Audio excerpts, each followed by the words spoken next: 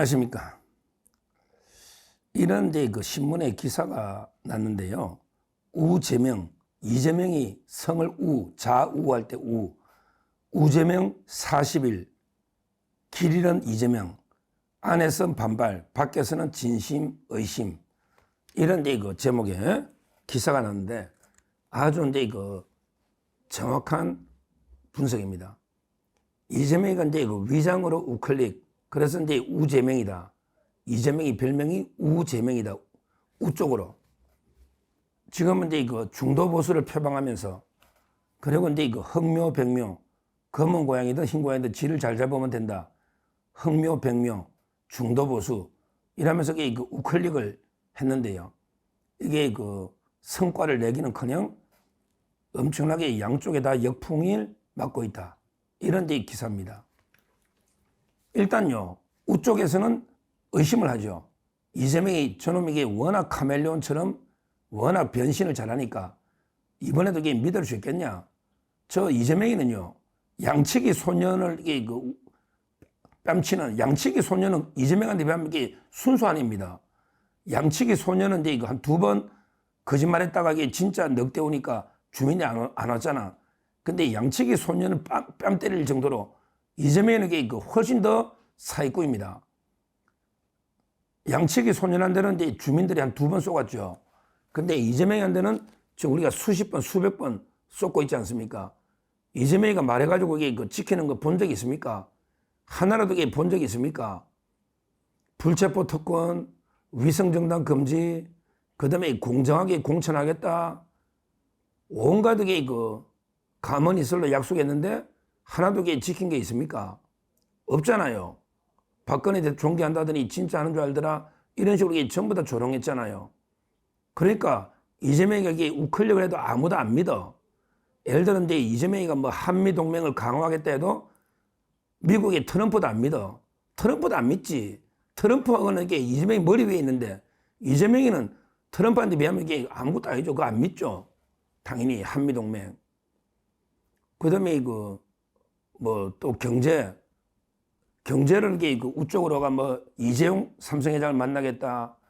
이재용 회장 있잖아요. 이런들 그런다 해서 우파가 인정합니까? 저놈에게 반도체 특별법도 안 만들어주고, 그 다음에 52시간 근무 유연성 이것도 안 해주는데 이재용 삼성회장 만나봤자 또 시험하지게 뭐가 노겠냐. 아무도 안 믿어. 안 믿어요. 그리고 이게 자기가 AI를 육성해서 엔비디아 같은 기업 만들어가 30% 지분을 국민한테 줘서 세금도 없이 하겠다. 그러니까 다음을 만드는 이재웅이죠. 다음. 옛날에 택시 있잖아. 타다, 소카. 택시 회사도 혁신회사 만들고, 다음 카카오 할 때 다음 있잖아요. 이재웅 기업가. 이분도 이재명이 과거부터 되돌아봐라. 본인들이 혁신기업의 싹을 다 잘라놓고, 이제 와서 엔비디아에 운운한 게 말이 되냐. 이런 식으로 강력 반발하지 않습니까? 따라서 아무리 이재명이가 그냥 우클릭 해도요, 안 믿어요. 그리고 상속세를 줄인다고 18억까지 공제한다. 근데 진짜 중요한 거는 오히려 최고 세율 50% 높잖아. 그리고 기업들 경영권 지분은 60%까지 가산하거든요. 이런 말도 안 되는 걸 근본적으로 고쳐야지. 그냥 18억으로 공제만 해주면 이거가 안 되잖아요. 따라서 안 먹히는 거예요. 이재명의 우클릭이 거의 안 먹힌다. 특히 더 황당한 게 25만 원 그냥 뿌리는 거 포기한다 했다고. 근데 또 나중에 보니까 지역화폐로 돈을 주겠대. 이런 식으로 오락가락 하니까 이재명의 위장 우클릭이요. 중도나 보수 쪽에서는 또 사기치는구나. 또 거짓말 쇼하는구나. 이래가지고 확장은 안 되고 있는 거예요. 안 되고 있는 거예요. 그런데 문제는 저 좌파 쪽에서도 엄청나게 반발이 터져나오고 있습니다. 그러니까 안에 집토끼들도 반발하는 거예요. 이재명이가 산토끼 잡아보겠다고 중도로 가니까 그 집에 있는 토끼들도 집토끼들도 강력하게 반발하는 겁니다. 가장 크게 반발하는 게 민노총이에요. 민노총. 민노총은 조직력을 가지고 있잖아요. 아니, 이재명 씨, 이재명 대표, 당신 이게 그 완전히 사용자 편에 붙어서 누가 이게, 당신 누가 대표 만들고 옛날에 대선 때 누가 표줬냐? 이번에 우리 도움 없이 대통령 될 수 있냐? 이런 식으로 민노총이 강력하게 반발하니까 이재명이 어쩔 수 없이 아이고 52시간 이거는 이게 도입 안 하겠습니다. 유연성. 왜? 노동계에서는 반대하거든요. 노동계는 이게 무조건 52시간 지켜라 이거예요. 유연성을 반대하거든요. 더 황당한 게 노란봉투법이죠. 노란봉투법. 이게 그 파업을 일방적으로 조장하는 거예요. 보호하는. 그러니까 이제 그 민노총이 강력 반발하니까 이재명이 이제 그 노란봉투법까지 발의를 해버렸잖아요. 이러니까 이게 실제 이쪽 저쪽 말이 안 되는 거예요. 그리고요, 이쪽에서 또 당에서도 반발 많이 합니다. 예를 들어 이제 뭐 임종석이부터 김경수, 심지어 김동연, 이자들도 아니, 이재명 대표, 당신이 마음대로 그 당의 색깔 바꿔대? 우리는 이제 그 서민들, 진보층을 대변하는데 왜 당신이 마음대로 그 당의 노선을 보수로, 중도보수로 일방적으로 당신이 마음대로 되느냐고 이런 식으로 당내에서도 강력하게 반발을 하고 있지 않습니까? 심지어요, 조국당이나 그 다음에 정의당 있잖아. 그 의석은 없어요. 정의당 의석 없어도 옛날에 4% 얻었기 때문에 대선 후보 내면 이제 토론에도 갈 수 있거든요. 정의당은.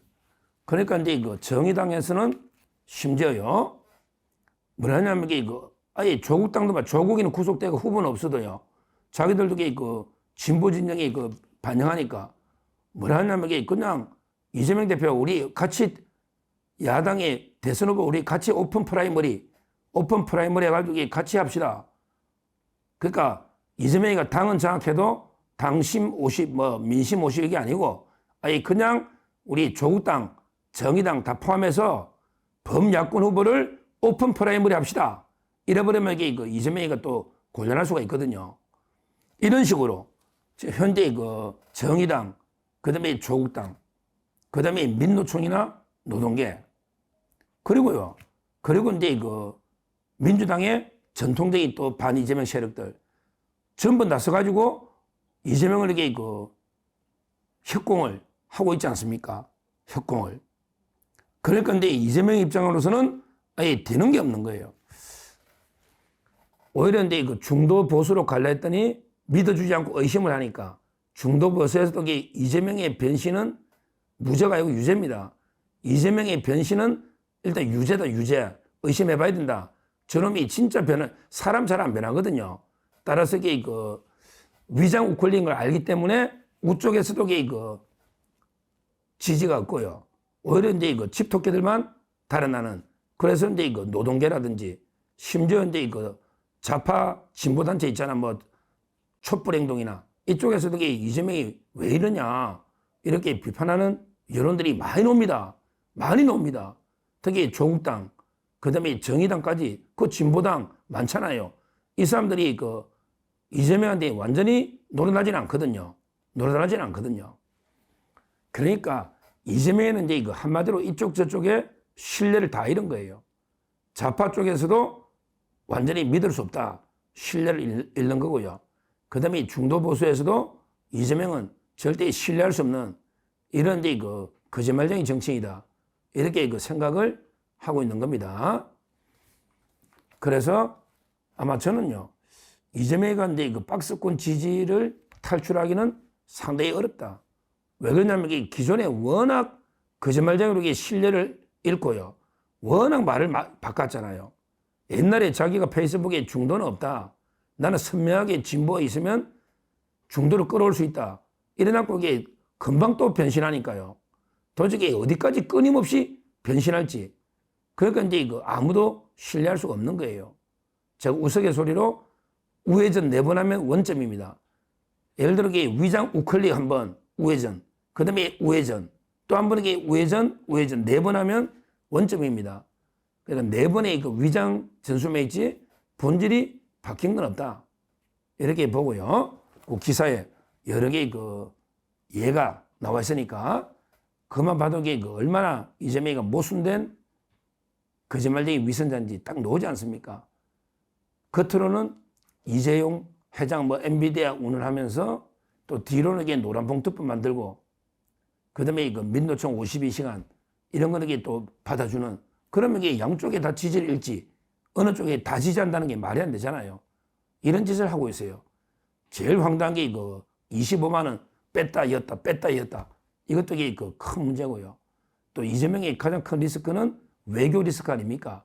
그렇게 쉐쉐 외교하더니 갑자기 트럼프를 노벨상 추천하겠다 이러면서 이게 일본하고도 잘 지내야 된다 이러니까 이게 미국 일본에서도 황당하잖아요.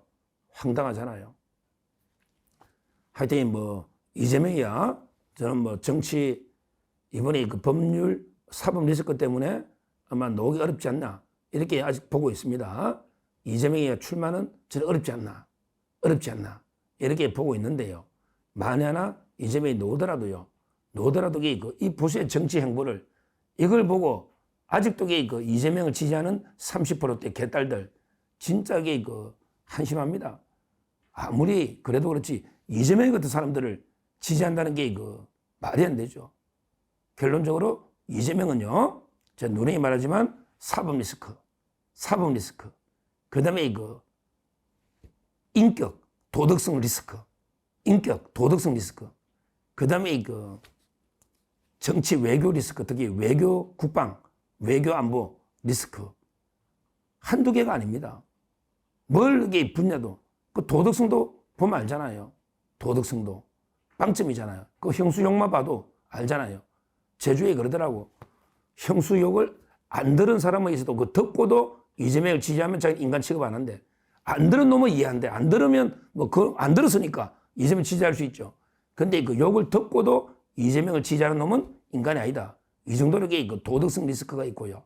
그 다음에 사법 리스크 있고, 그 다음에 정치 리스크, 그 중에 특히 외교 안보 리스크. 전부 리스크 투성입니다. 투성이에요. 결국 이재명은 아까처럼 우클릭 40일 동안 완전히 광야에서 길을 잃고 헤매버리겠다. 40일 동안. 이재명이가 중도보수 우클릭 선언한 게 한 40일 됐네. 40일. 그동안 이 광야에서 길을 잃고 헤맸지. 어느 쪽도 잡지 못하고 이쪽 중도보수도 못 잡고 그 다음에 이쪽 좌파 쪽도 진보 쪽도 못 잡고 양쪽에 다 잃어버리는 신뢰만 잃는 이런 데 최악의 자충수를 두다. 이렇게 보시면 되겠습니다. 감사합니다.